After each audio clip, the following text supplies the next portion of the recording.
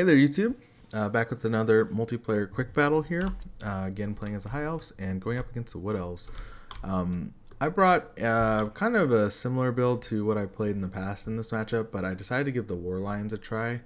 I thought they might be good for chasing down archers and stuff, but as you guys will see, my opponent has actually not really brought many archers. But yeah, I got Loathing Sea Guards, Eagle Claw Bolt Throwers, nothing too crazy, Silver Helms in the back, and Techless.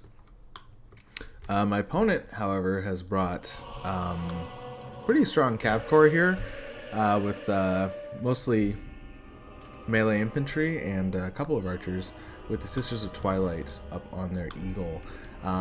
Additionally, vanguarded over here, hidden in the woods, he's got two Glade Riders with spears, which I unfortunately did not see, and you will see me pay the price for that one. So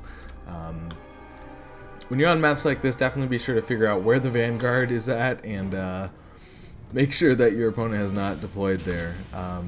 This is going to be the bane of my existence for the duration of the match, that sniping on Techless.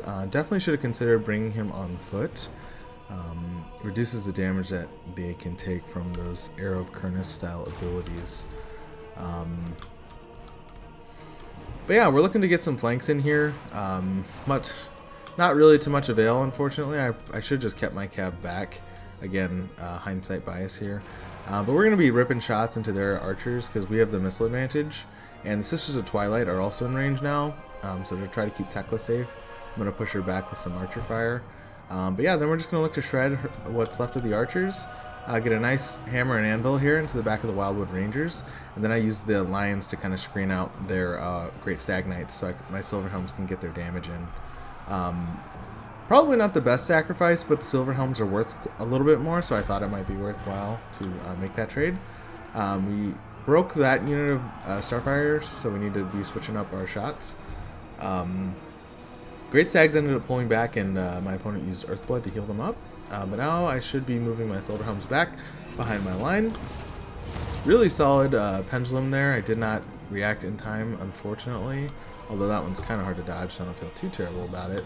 But it's at this point when I finally have paid the price for my sins of not checking for these vanguards. So shuts down this bolt thrower, and I believe also shut down my other one. Yeah, my other bolt thrower is gone completely, deleted off the field.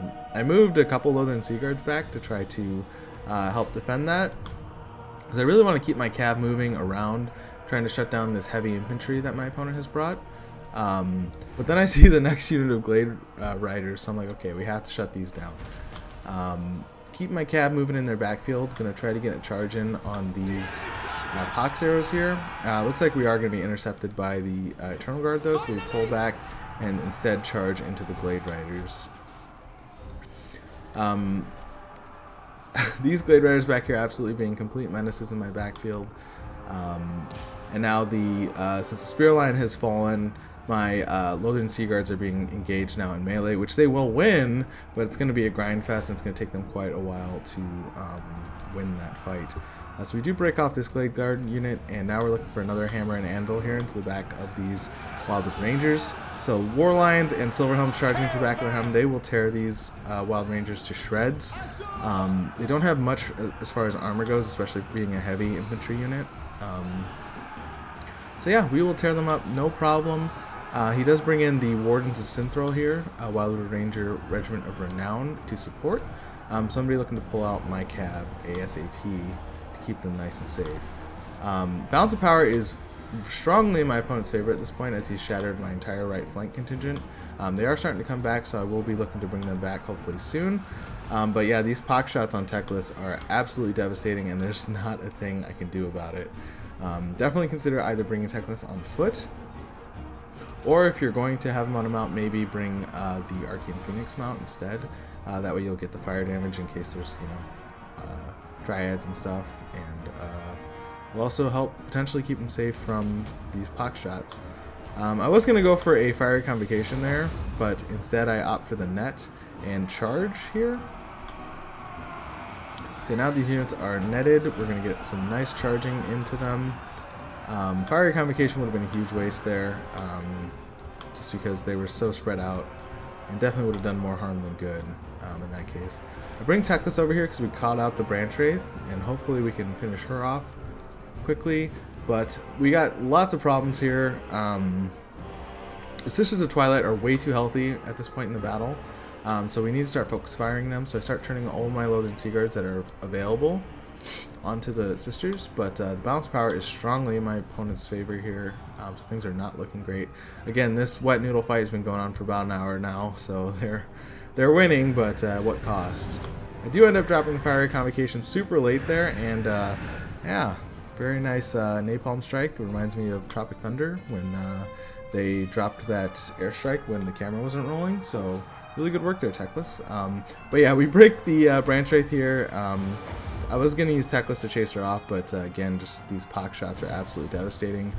We do get a final net as we're on our way out, in hopes that our archers could at least finish off the Sisters of Twilight, you know, possibly giving us some hope in this battle, because we do still have some cav left, which would be able to probably clean up what was left, if only we could take out the Sisters of Twilight. My opponent's archers do come back there, Starfire Shafts, but Teclis goes down, and things are looking incredibly bleak for us. Our forces are scattered to the winds, all of our cav units are super low, or the remaining two are low, everything else has been routed off the field. So yeah, we're just trying to break off what we can, and hope that we can hold just a few moments longer so that our cav can do the work of Teclis here. Break off another unit of spears, but unfortunately my silver helms also break in that engagement. Definitely should have looked to take out these Hagbane tips because they are such a pain at this point. The Branch Wraith does come back, and the balance power is quickly slipping away. War Lions break. All we have left is a couple units of loaded Sea Guards, and that's going to be pretty much all she wrote for me. Really good game to my opponent. I think my build overall was fine. I just was really expecting more missile units, which was, you know, great work by my opponent to subvert my expectations and bring something that could definitely put in some solid work. Couple big mistakes, obviously, in the beginning, throwing away my Eagle Claw bolt throwers by not just taking the time to check for that Vanguard. We definitely could have broken the light cav with probably even just one unit of Silver Helms. But definitely if I had supported it with a War Lion or even just used both of them to sweep the Vanguard. So definitely need to be looking at those Vanguard deploy positions. But yeah, Loathing Sea Guards, again, they did solid work. Teclis, unfortunately, couldn't really do much this game. No great targets for the spells that I had brought. And please consider subscribing. And yeah, I'll see you guys in the next one.